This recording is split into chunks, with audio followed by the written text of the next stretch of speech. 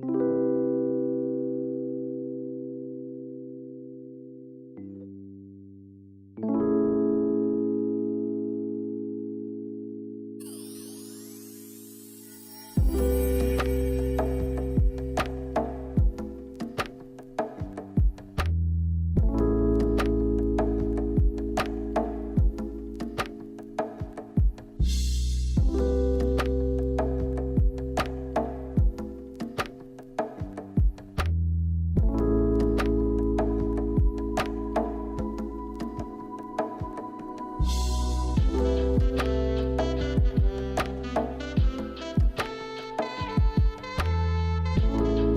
buenos días, muy buenas tardes, tengan todos ustedes bienvenidos a la casa del Señor. Hermanos que nos están viendo en la transmisión, bienvenidos también a este nuevo domingo que Dios nos permite nuevamente estar juntos.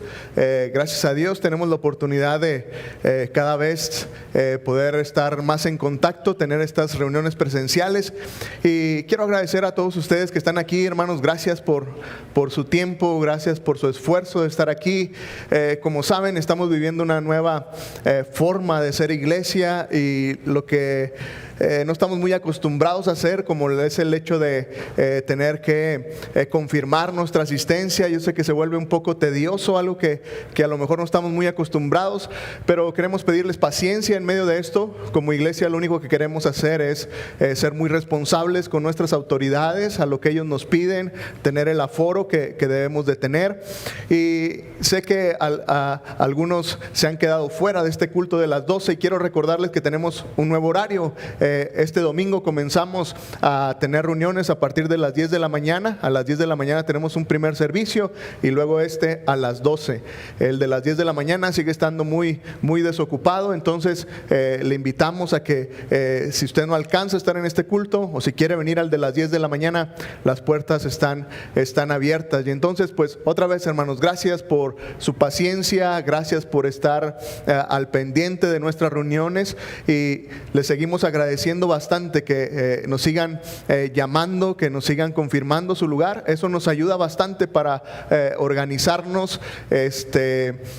Puede apartar su lugar a partir del lunes, a partir de mañana. Puede, si usted ya decidió venir, puede apartar su lugar, pero también le pedimos de favor que si usted aparta su lugar, confirma su lugar, y por alguna razón no va a estar aquí, también por favor tenga ese tiempo de avisarnos. ¿Sabes qué? No voy a ir, porque entonces podemos liberar ese lugar. A este culto de las 12 es el más concurrido, pero entonces si ustedes nos ayudan con eso, vamos a podernos organizar más. Y igual, si usted se organiza desde temprano en la semana, mándenos un mensaje, sabemos que ya viene, y entonces todo va a salir muy bien. Y hermanos que están ahí en la transmisión detrás de cámaras, pues también, si tienen la oportunidad de estar aquí, les animamos a que puedan ser parte de alguno de las dos reuniones que tenemos. Y sabe, se vuelve muy especial estar juntos, porque al final es la expresión pública que como hijos de Dios tenemos de agradecer lo que Dios ha hecho aquí. Me supongo que los que estamos aquí porque hay gratitud en nuestro corazón, ¿no es cierto, hermanos? Dios ha sido bueno con ustedes. Yo creo que sí, ¿no? Y sé que también con mis hermanos que están en la transmisión, Dios ha sido bueno. Gracias por conectarse. ¿Qué les parece si nos ponemos en pie, hacemos una oración y le decimos: Dios, gracias por todo lo que has hecho en nuestras vidas? Y quiero invitarle a que mientras oramos, usted piense en todas esas cosas buenas que Dios hizo en su vida durante esta semana. La provisión que Dios hizo para usted, el cuidado que Dios tuvo para su vida. Y también quiero invitarle a que si hay alguna carga en su corazón, si hoy algo le preocupa, cualquier cosa, un problema económico, algún problema de salud de algún familiar, cualquier situación complicada de trabajo, no sé si hay alguna carga en su corazón hoy, que también ahí mientras oramos juntos usted pueda decirle: Dios, te dejo esto en tus manos, obra en este problema. Y entonces que no haya ninguna cosa que nos impida adorar y glorificar el nombre de Dios esta mañana. ¿Le parece? ¿Me acompaña a orar? Dios, muchas gracias, Padre, porque eres ese Dios bueno con nosotros. Al mirar hacia la semana que pasó, al echar un vistazo hacia atrás, Dios, podemos ver tu misericordia, tu cuidado, tu provisión para nosotros, la salud, Señor, que nos permites tener. El ver, Señor, que nos has protegido de accidentes, de enfermedades, y hoy poder estar en tu casa, Señor, es una bendición. En nuestro corazón, Señor, no hay otra cosa más que gratitud para ti y un deseo enorme, Señor, de exaltar tu nombre, de exaltarte a ti, Señor, porque eres ese Dios bueno con nosotros. Dios, este culto es para ti, nuestra alabanza, nuestra adoración, Señor, es para ti.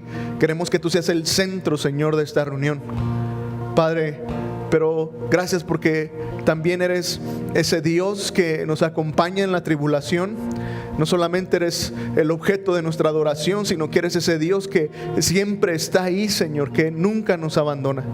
Señor, no sé qué situación esté viviendo alguno de mis hermanos, Señor, esta mañana. Si hay algún problema, Señor, algún pesar en su corazón hoy, Dios, ruego que podamos descansar en ti. Que cualquier preocupación sobre algún problema, cualquier circunstancia difícil por la cual estemos atravesando, que Padre, hoy podamos abandonarnos en tus brazos y poder disfrutar de ti, Señor, otra vez tu cuidado, tu compañía en medio de la prueba, y que en medio del tiempo difícil, Dios, te conozcamos mejor. Padre, también en el tiempo de aflicción te podemos cantar. También en el tiempo difícil alabamos tu nombre, Señor, porque sabemos que no estamos solos. Entonces, Señor, nos unimos en alabanza y adoración a ti. Estos cantos son para ti. Te honramos, Señor, bendecimos tu nombre y agradecemos tu presencia en medio de nuestras vidas hoy. En Cristo Jesús oro. Amén. ¿Qué le parece si cantamos, hermanos, con mucho gozo a nuestro Dios?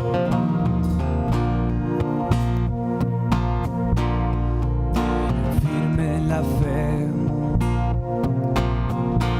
mis ojos puestos en Él,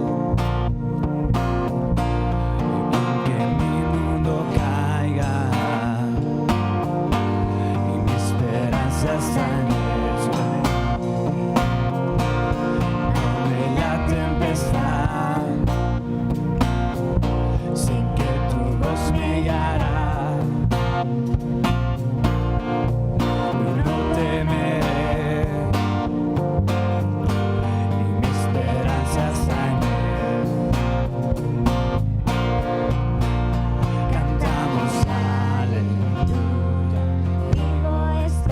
Cantamos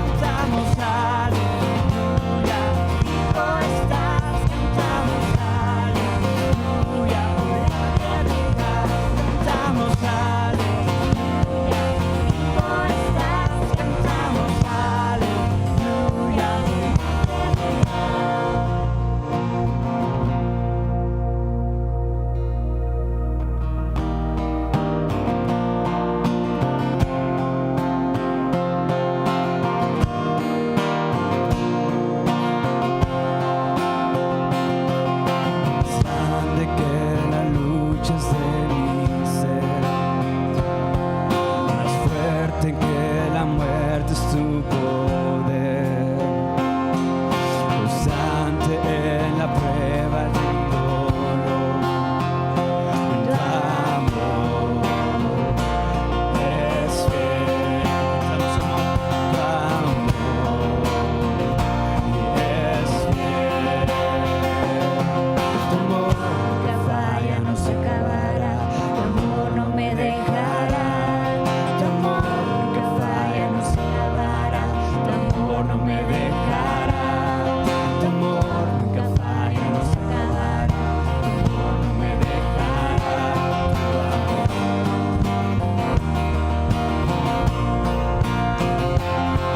por siempre y para siempre durará. El amor que satisface hoy mi ser, ya nunca más tendré que temer. Tu amor es fiel, tu amor es fiel. Tu amor nunca falla, no se acabará, tu amor no me dejará. Tu amor nunca falla, no se acabará, tu amor no me dejará.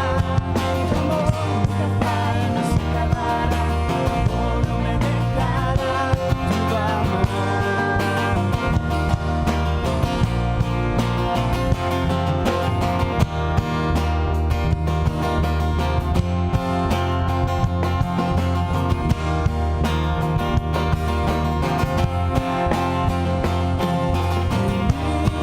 Vida, muerte, confío y me cubre el poder de tu amor. Mi deuda es cuando ya nada me separará de tu amor. Tu amor nunca falla, no se acabará, tu amor no me dejará, tu amor nunca falla, no se acabará, tu amor no me dejará. Tu amor nunca falla, no se acabará. Tu amor no me dejará. Tu amor siempre y para siempre durará. El amor que satisface hoy mi ser, y ya nunca más tendré por qué temer. Tu amor es fiel, tu amor es fiel.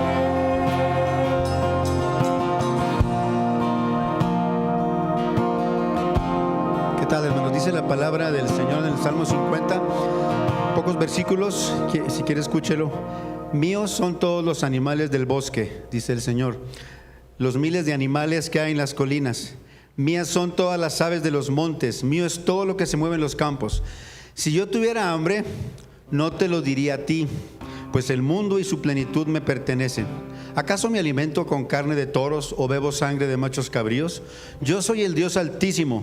En vez de sacrificios, ofréceme alabanzas y cúmpleme todos los votos que me hagas. Invócame en el día de la angustia, yo te libraré y tú me honrarás.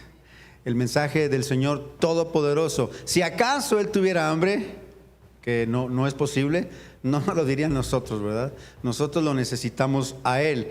Y yo sé que Él nos ha librado de muchas situaciones, de accidentes, de pestes, de enfermedades, de situaciones. Y dice, yo te libraré y tú me honrarás.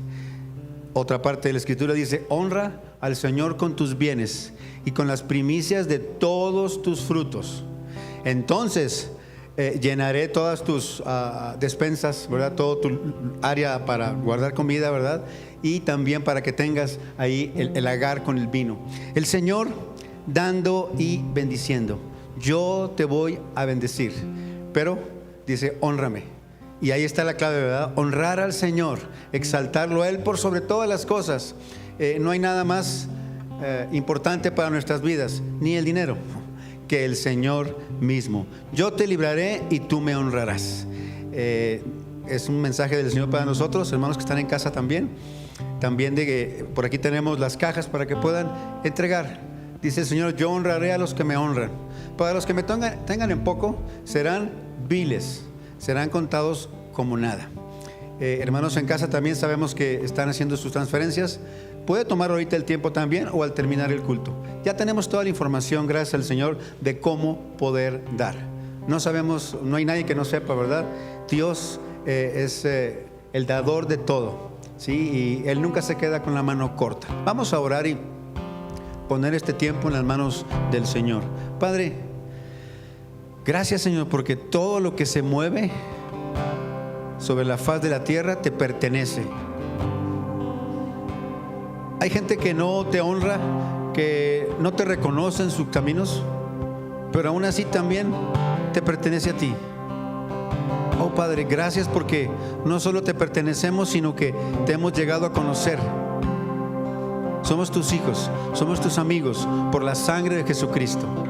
Todo lo que tenemos es por ti, Señor. Qué bueno que tu mano no sea corta para bendecirnos. Síguete manifestando, Padre. Gracias porque podemos dar de lo mucho que tú nos has dado. Podemos compartir. Bendito eres, Señor. Qué bueno, tú no necesitas nada. No nos dirías si necesitaras algo, porque no te puedes refugiar a nuestro amparo, jamás. Nosotros somos los que te necesitamos. Bendito eres, Padre. Bendice a mis hermanos en casa, mis hermanos aquí presentes, Señor. Gracias por el fruto que tú provees en cada familia. Gracias que nos constituyes como tus socios también, Padre, para en el reino tuyo podemos entregar, Señor, lo que a ti te pertenece.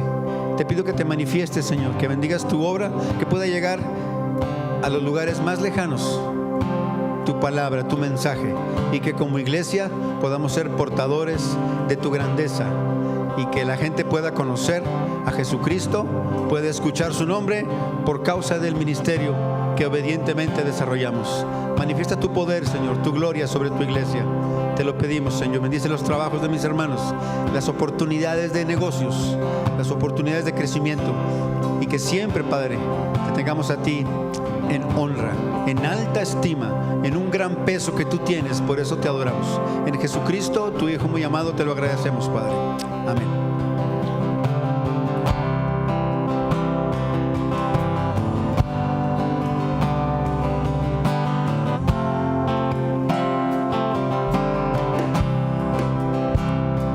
Fuente de la vida eterna y de toda bendición, ensalzar su gracia eterna debe caer.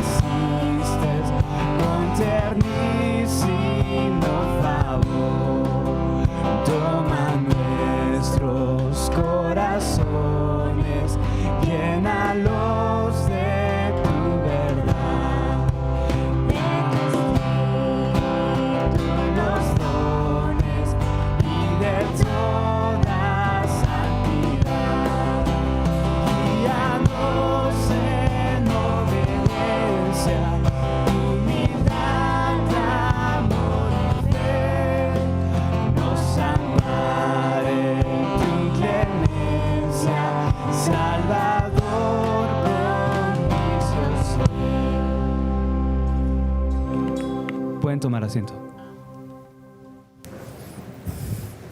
Como cada domingo, hermanos, es un gusto poder estar con ustedes esta mañana y compartir la palabra del Señor. Esta mañana, antes de continuar con nuestra serie ahí en la carta de los Gálatas, quiero que hagamos un pequeño paréntesis y quisiera compartir esta mañana con ustedes algo acerca de lo que es ser una familia de acogimiento. Sé que muchos de ustedes han escuchado de este ministerio.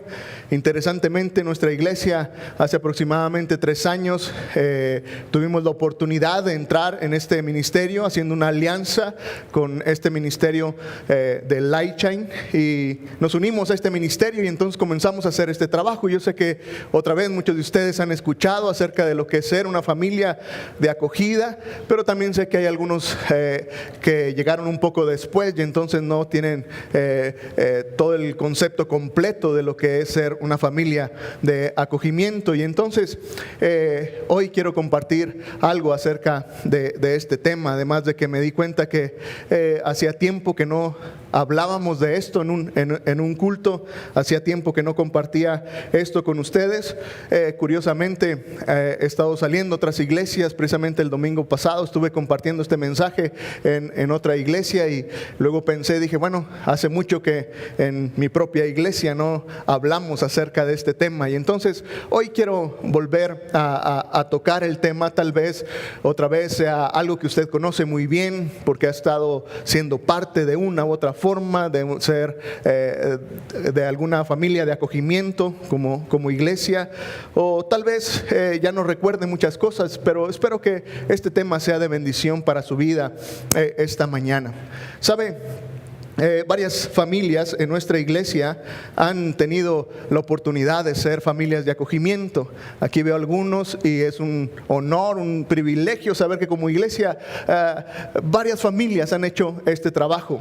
Hoy quiero contarle un poquito acerca de lo que ha sido nuestra experiencia dentro de ser una familia de acogida, pero estoy seguro que hay otras historias que usted puede acercarse con estas familias y les contarán también historias muy interesantes.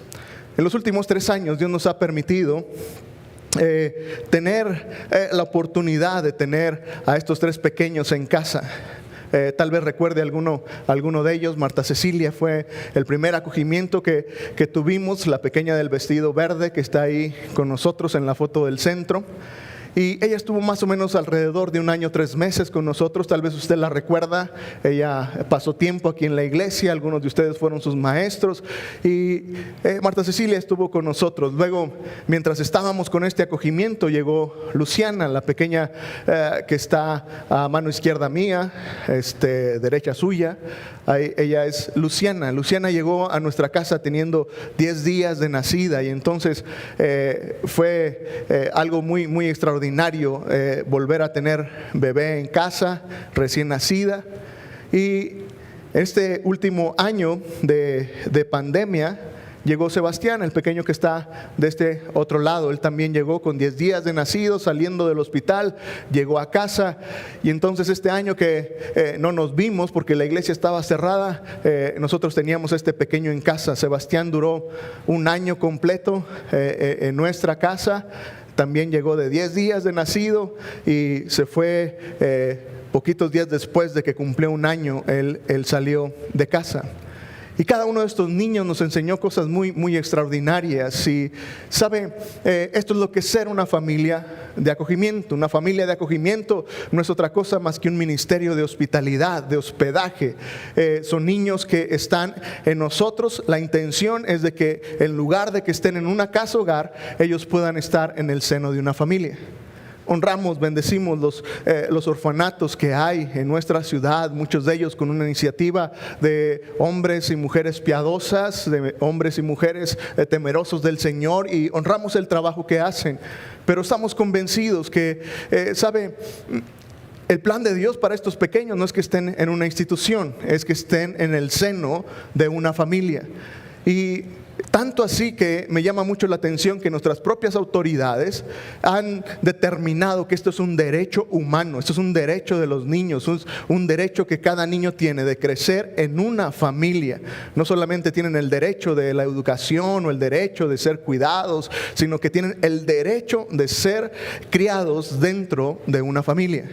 Y entonces otra vez, aunque estas organizaciones no son cristianas, no son religiosas, tienen esto en mente. Los niños tienen este derecho de nacer, de crecer, en medio de una familia.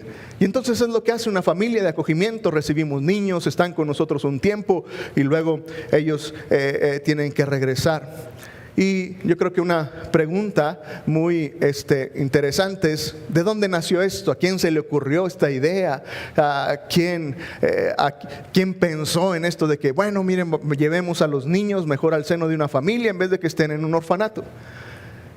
Sin demeritar a nadie, obviamente Dios ha usado personas que han hecho un extraordinario trabajo, han sido instrumentos en las manos de Dios, pero me parece, hermano, que quien pensó en esto fue Dios mismo. Dios mismo fue el que nos da la pauta para hacer este trabajo. Y entonces, cuando pensamos como iglesia en por qué la iglesia incluiría un ministerio de familias de acogida, por qué como iglesia nos uniríamos a un programa como este, la respuesta es sencilla: está en el corazón de Dios. Yo quiero entonces comentarle algunas cosas por las cuales yo estoy convencido que esto nació en el mismo corazón de Dios. Si tiene su Biblia ahí, quiero invitarle a que usemos un pasaje allá en Lucas capítulo 4, comenzando en el versículo 16. Y me parece que este pasaje ilustra precisamente este corazón de Dios en favor de los más necesitados.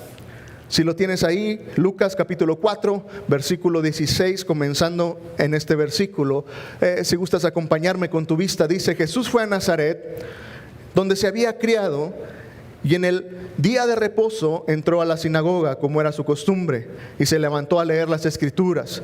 Se le dio el libro del profeta Isaías, y al abrirlo encontró el texto que decía: El Espíritu del Señor está sobre mí. Me ha ungido para proclamar buenas noticias a los pobres, me ha enviado a proclamar libertad a los cautivos, a dar vista a los ciegos, a poner en libertad a los oprimidos y a proclamar el año de la buena voluntad del Señor. Mire, este mensaje se vuelve muy relevante porque cualquier comentario bíblico que usted busque se dará cuenta que este pasaje se toma como el primer mensaje público, la primera predicación, pudiéramos decirlo, del Señor Jesucristo en esta tierra. El contexto es que Jesús está comenzando su ministerio. Si usted va unos capítulos atrás, encontrará que Jesús ha sido bautizado, ha descendido la paloma, se ha escuchado esta voz desde el cielo diciendo: este es mi Hijo amado. Después de ser bautizado, Jesús subió al monte y fue tentado ahí por Satanás. ¿Recuerda todos estos eventos? Bueno, Jesús está iniciando su ministerio después de ser tentado por Satanás, de haber vencido la tentación sobre Satanás. Jesús está en la sinagoga, está en Nazaret, donde él se crió. Y entonces su mensaje inicial en el ministerio, su primer predicación pública que pudiéramos pensar, son estas palabras. Y entonces me parece que se vuelve muy relevante porque es el primer mensaje de Jesús. Y si era su primer mensaje, tendría que haber pensado muy bien qué es lo primero que iba a presentar. Y me parece que estas palabras presentan aquella visión, aquella determinación de lo que es el ministerio, el trabajo de Jesús en esta tierra. Si era su primer mensaje, entonces él quería que quedara muy claro por qué estaba aquí. Y entonces él se apropia de estas palabras. Está usando el Antiguo Testamento, está usando Isaías, pero él se apropia esas palabras. Y entonces él lo está diciendo en primera persona, en él mismo. Y entonces él declara, dice: el Espíritu del Señor está sobre mí. Y entonces comienza a declarar, ¿para qué? Dice: para proclamar buenas noticias. Y miren, me parece que pensando en el propósito de Dios, en el ministerio de Jesús en medio de esta tierra, no es otro más que traer buenas noticias.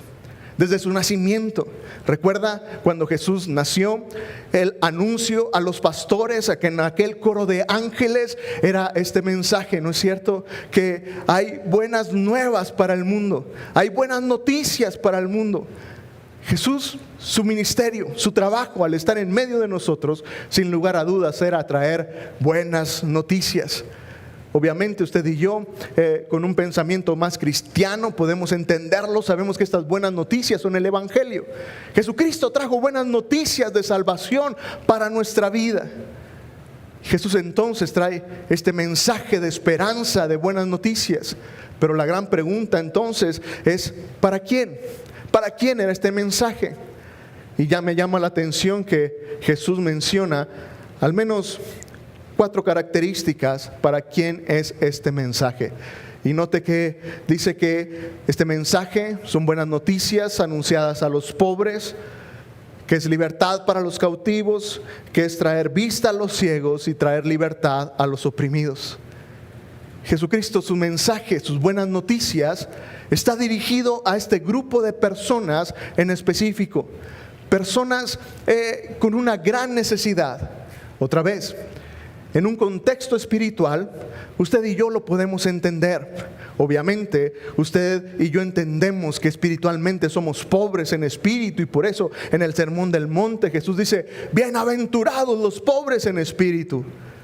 Y es verdad, espiritualmente, lejos de Dios, somos pobres espiritualmente, somos cautivos por el pecado, y esas son las buenas noticias del Evangelio. Hay libertad en Jesucristo.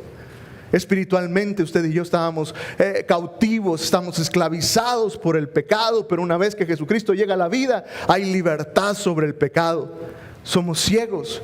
Espiritualmente usted y yo no podíamos ver la obra de Dios en nuestra vida, no podíamos entender lo que Dios hacía, pero otra vez, una vez que Jesucristo llega, hablando espiritualmente, trae esa visión a nuestra vida, y ahora podemos conocer y ver a Dios de una manera extraordinaria. En el plano espiritual, obviamente somos oprimidos. El pecado trae cargas, el pecado trae consecuencias nefastas y somos oprimidos por el pecado.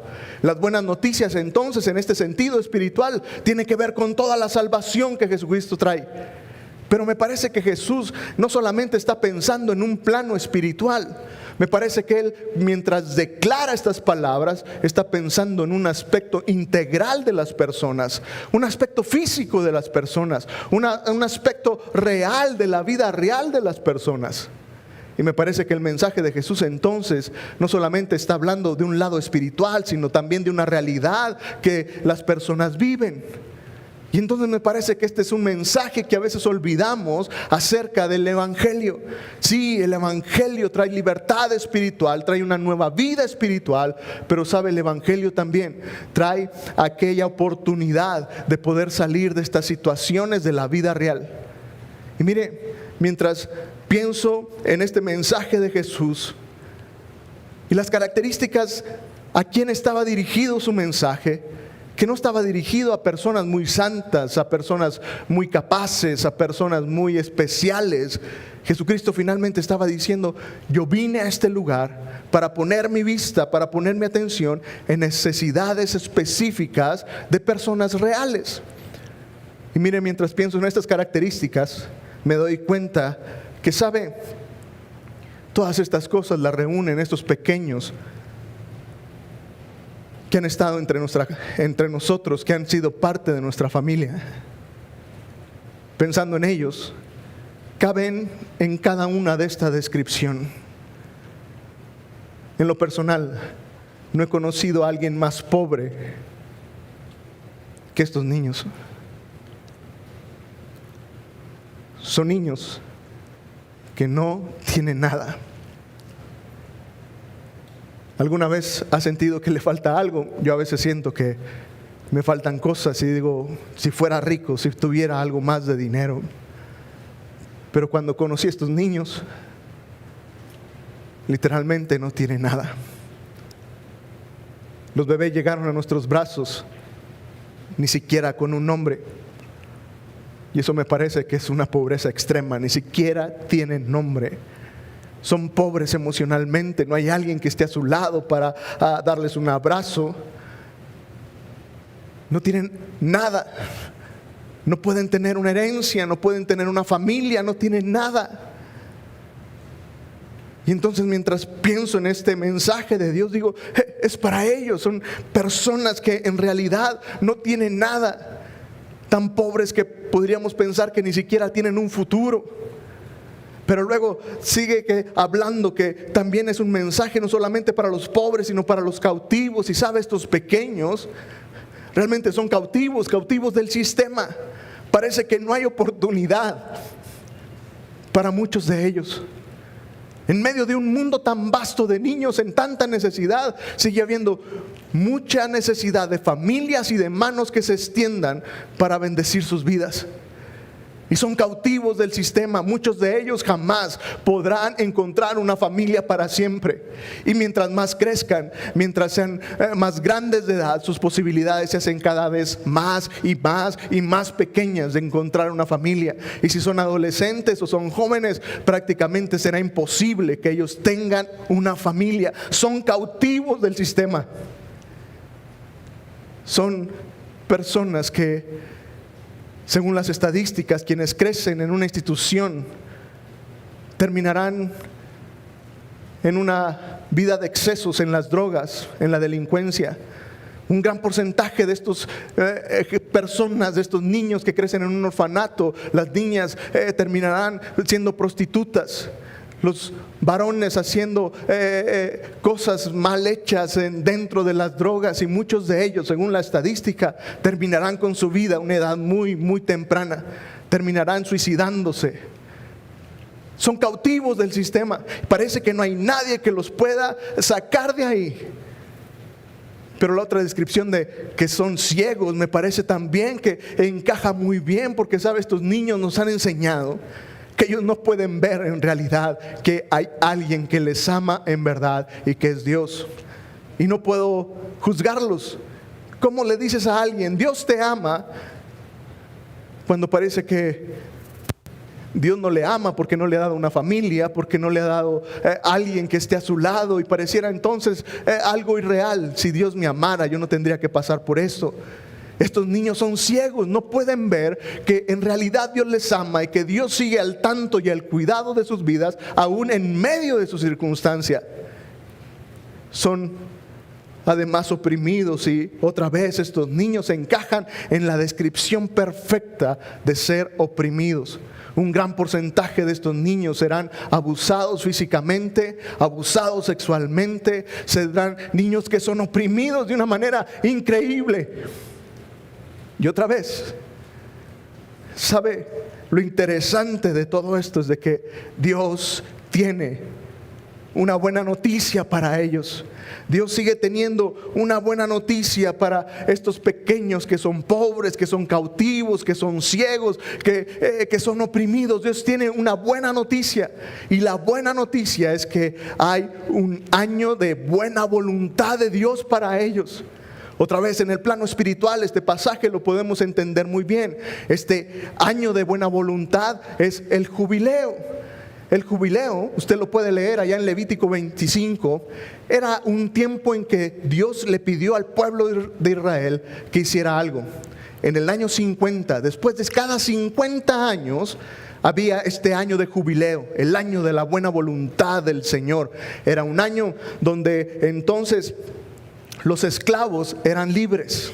Si tú eras esclavo, llegaba este año 50 y entonces había libertad para los esclavos. Las deudas eran canceladas. Si debías algo, en el año 50 tus deudas eran canceladas. Sería algo así como que hoy estuviéramos en el año 50 y le dijeran, todas sus tarjetas de crédito están canceladas, todo ha sido pagado, no debe nada. Sería muy bueno para algunos, ¿no es cierto? Era este año del jubileo. Los esclavos eran libres, las deudas eran canceladas, las tierras que habían sido empeñadas eran devueltas al dueño original. Y sabe, todo esto, lo único que Dios estaba pensando es que era un año en que Dios ponía su justicia y había una nueva oportunidad para todos. Los que eran muy pobres, los que eran esclavos, que parecía que no tenían oportunidad, había cada 50 años una nueva oportunidad, una nueva vida. De repente ya no eran esclavos, las tierras que habían empeñado se les regresaban, sus deudas eran canceladas y entonces había un plano de igualdad en medio del pueblo de Dios. Esto es el año del jubileo. Espiritualmente usted y yo lo entendemos. Una vez que tú y yo venimos a Cristo, viene este año de jubileo. Todo es nuevo en nuestra vida. Y entonces el apóstol Pablo dice que las cosas viejas pasaron. ¿Recuerdas este pasaje? He aquí, todas son hechas nuevas. En Cristo hay una nueva vida. Es este año de jubileo. Y pensando en estos pequeños, ¿sabes? Lo extraordinario que hemos visto en este tiempo es que, ¿sabes?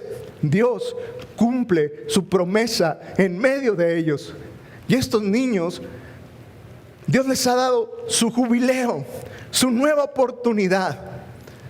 Mira, Marta Cecilia, la foto que está ahí. Ella está con su familia el día que se fue de nuestra casa después de ese año y medio. Dios le dio un nuevo comienzo a una familia que parecía que no tenía oportunidad. Si me hubieras preguntado años atrás, cuando Marta Cecilia estaba en nuestra casa, para mí era imposible que volviera con su familia. Era imposible. Ya está en mi mente algo injusto, pero Dios le dio un nuevo comienzo a una familia completa. El año del jubileo, el año de la buena voluntad de Dios para su vida, comenzó el día que ella regresó con su madre y con sus hermanos. Luciana, quien fue abandonada en una banqueta de nuestra ciudad. Alguien que parecía que no tenía un futuro. Dios le da un nuevo comienzo. Y Dios le da una familia extraordinaria. Y ese día que salió de nuestra casa, y mientras tomamos esa foto donde Luciana está en los brazos de su nueva madre, podíamos darnos cuenta de esta realidad. Dios le daba un nuevo comienzo a esta criatura. Dios le daba una nueva oportunidad de una manera extraordinaria. Y no hace mucho tiempo atrás, algunos meses atrás, despedimos a Sebastián. Y Sebastián igualmente fue con su familia para siempre. Y Dios le dio un nuevo comienzo. Para alguien que parecía que no tenía oportunidad, Dios los pone otra vez en medio de su justicia en una nueva oportunidad para desarrollar su vida en medio de una familia. Una de las grandes preguntas al ser familia de acogimiento es: ¿no sienten feo cuando los niños se van? Obviamente se siente horrible cuando ellos se van. Este último tiempo de duelo, ahora que Sebastián se fue, ha sido un poco complicado para mí. Fue el primer varón que llegó a casa, y después de convivir con un varón, después de un año, el sueño casi de cada padre varón es tener un varón, ¿no es cierto?, como hijo. Y Sebastián venía a reflejar mucho eso para mí. Era algo diferente. Y obviamente lo extraño, y obviamente lo extrañamos bastante. Pero ante la pregunta es: ¿cómo lo dejas ir? ¿Cómo dejas que alguien, después de que está contigo, en tu familia, qué injusto que se tenga que ir y no se puede quedar? Y entonces, ¿sabes? La única respuesta que hemos entendido de parte de Dios es que hemos entendido que el jubileo de Dios, los planes de Dios para ellos, darles una nueva familia, un nuevo comienzo, es lo que trae consuelo al corazón. Y ese día, en esas fotos que despedimos a estos pequeños, ¿sabes? Lo que había en el corazón, sí era una angustia porque se iban, pero era una gran esperanza de saber que Dios había hecho su justicia y que ellos tenían un nuevo comienzo. Y por eso, hermanos, creo que vale la pena ser una familia de acogida. Tal vez tú pienses que no lo puedes hacer porque nunca podrías permitir que ellos se fueran. Pero una vez que entiendes eso y que puedes ver los planes de Dios para sus vidas, es que entonces puede haber la capacidad de decir: es bueno que ellos se vayan. ¿Sabes? Me parece que vale la pena que como iglesia sigamos teniendo en mente un ministerio como este. Y déjame terminar simplemente mencionándote algunas cosas que me parece que debemos hacer como iglesia y lo que sería mi invitación esta mañana al tomar este tema de familias de acogida. Y quiero usar este pasaje en Hechos 6, los versículos del 1 al 3, y conectar el primer mensaje de Jesús allá en Nazaret con el primer problema que la iglesia tuvo acá en Hechos, cuando la iglesia comenzaba. Lo leo rápidamente, dice Hechos 6, en aquellos días el número de los discípulos iba en aumento, pero también comenzaron las murmuraciones de los griegos en contra de los hebreos, pues se quejaban de que la distribución diaria de ayuda a las viudas de los griegos no era bien atendida. Entonces los 12 convocaron a todos los discípulos y les dijeron: no está bien que desatendamos la proclamación de la palabra de Dios para atender las mesas. Así que, hermanos, busquen entre ustedes a 7 varones de buen testimonio, que estén llenos del Espíritu Santo, de sabiduría, para que se encarguen de este trabajo. Y simplemente déjame decirte, ¿por qué comentar esto esta mañana? ¿Por qué traer el tema de familias de acogimiento? Me parece que como iglesia debiéramos de seguir pensando en cuál sería la labor que tenemos como iglesia. El primer problema que la iglesia tuvo acá en Hechos fue una injusticia. Las viudas, que era un grupo vulnerable dentro de la iglesia, porque las viudas eran mujeres desamparadas, mujeres que no tenían nada, que tenían que ser atendidas por la iglesia. El grupo de las mujeres de estas viudas que no eran judías, de las griegas, comenzaron a ser ignoradas. Y entonces se brincaban ahí, iba el gerente de las despensas, era hebrea, le daba su despensa, pero estaba la griega, y entonces se la brincaba y le daba simplemente a la hebrea. Y entonces hubo alguien que alzó la voz y comenzaron las murmuraciones. Y aquí me parece que hay algo que como iglesia tenemos que hacer. Aprovechando que es una realidad, en las iglesias hay mucha murmuración. Murmuramos por todo, porque el pastor predicó así, porque el horario está del otro lado, porque no encontré lugar, por esto y el otro, y hay mucha murmuración en la iglesia. Hoy quiero invitarle a que haya una murmuración, un descontento, pero por cosas que sean injustas. Y me parece que como iglesia jamás debiéramos de callarnos cuando hay una injusticia, y debiéramos estar alzando la voz, no solamente por las cosas que nos molestan en lo personal, sino por aquellas injusticias reales de la vida. Mire, como iglesia tenemos un programa y un plan muy especial para nuestros niños. Son importantes nuestros niños y tienen escuela dominical, y buscamos que sea muy divertida, que haya gente que trabaje y que nuestros niños estén muy atendidos. Pero sabe, hoy estoy aquí para recordarle, iglesia, que qué bueno que tenemos cosas extraordinarias para nuestros niños, pero que es bien injusto que hay niños allá afuera que no tienen una familia, que es bien injusto que hay niños allá afuera que están esperando que alguien les extienda la mano y les muestre el amor de Dios para sus vidas. Y no estoy diciendo que les quitemos todo lo bueno que tienen nuestros niños, no. Lo que estoy diciendo es simplemente que nunca olvidemos de tener ese descontento, esa incomodidad por las injusticias que hay en la vida. Cuando pasó este problema, alguien estuvo en descontento y entonces dijo: oigan, aquí algo no está bien. Las mujeres griegas están siendo desatendidas, hagamos algo. Sabes, me parece y oro porque como iglesia jamás perdamos este punto de alzar la voz por las injusticias en medio de la vida. Pero sabes, también me parece que es necesario que actuemos como iglesia. En medio de este problema, la iglesia primitiva lo que hicieron fue que se reunieron. Dice que entonces los 12, los apóstoles, reunieron a todos los discípulos, reunieron a toda la iglesia con un solo objetivo: preguntar qué hacemos, cómo resolvemos el problema, cómo podemos salir adelante. Y hermanos, hoy toco este tema simplemente para volver a hablar y decirles: hermano, creo que este tema de las familias de acogimiento tiene que seguir en medio de nosotros pensando en esto. ¿Qué más podemos hacer? Qué bueno que hay familias que han hecho este trabajo, pero ¿qué más podemos hacer? Hoy quiero decirle que el trabajo no se ha terminado, que sigue habiendo muchos niños en esta situación. La iglesia primitiva hizo eso, se juntaron y entonces buscaron una estrategia para ver qué era lo que hacían. La respuesta a esta estrategia me da el tercer y último punto. ¿Qué es lo que la iglesia tendría que hacer? Sí, debemos de mantener ese sentimiento de injusticia y alzar la voz por las cosas injustas. Sí, es algo que usted y yo tenemos que hacer. El hecho de tener el tema sobre la mesa y seguir hablando y diciendo, ¿qué podemos hacer como iglesia?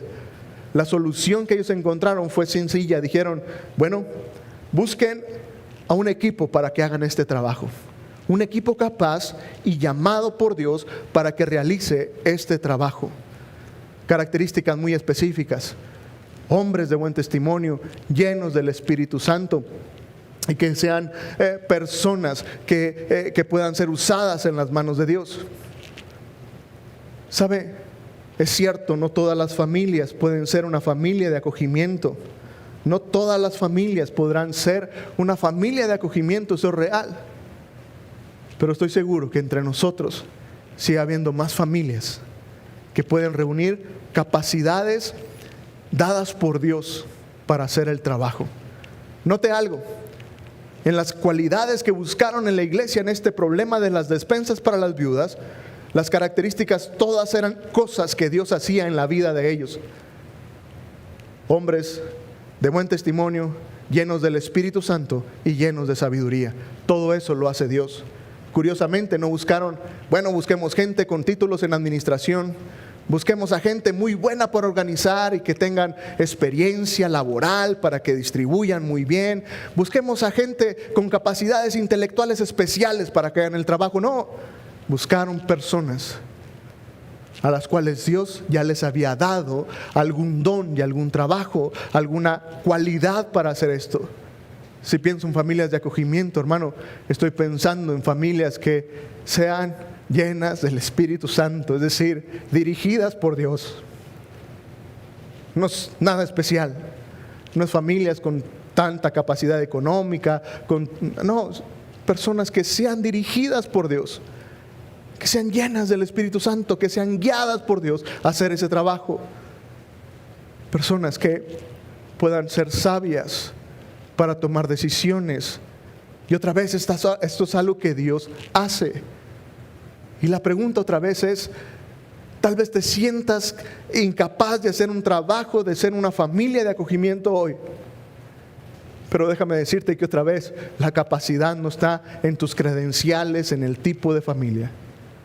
Tu capacidad proviene de lo que Dios quiere hacer con tu familia. Lo único que necesitamos es tener esta disposición, ser llenos del Espíritu Santo y decir, Dios, guíanos, ¿quieres que haga este trabajo? Quiero hacerlo. Dios, dame la sabiduría para encontrar el momento, la forma correcta, la manera de hacerlo. Eso es algo que Dios te va a dar. Y luego cuando tienes a los niños contigo, seguimos pidiendo por sabiduría y Dios la trae. ¿Cómo le hago para criar a este niño, para cuidarlo? Es Dios quien nos guía. Otra vez, no necesitas ser un psicólogo, alguien experto para atender a niños con estas necesidades. Dios lo hace. Hermano, simplemente déjame decirte hoy que, mira, al pensar en ser una familia de acogimiento y por qué como iglesia tenemos un ministerio como tal, simplemente es porque está en el corazón de Dios. Dios tiene un enorme corazón por los más necesitados. Ojalá que como iglesia nunca olvidemos esta parte esencial del mensaje. Yo simplemente quiero pedirte que sigas orando por este ministerio. Y quiero aprovechar para agradecerles. Porque al final, ningún acogimiento que en lo personal como familia hemos comenzado, lo hemos hecho solos. Siempre ustedes como iglesia han estado ahí, involucrados de diferentes formas, de diferentes maneras. Algunos de ustedes acompañándonos, muchos de ustedes ofrendando de manera especial para las necesidades de estos pequeños. Y hoy simplemente queremos decirles gracias. Gracias por incluirse en este trabajo. Pero quiero pedirles que sigamos orando y que no nos olvidemos que sigue habiendo una gran necesidad.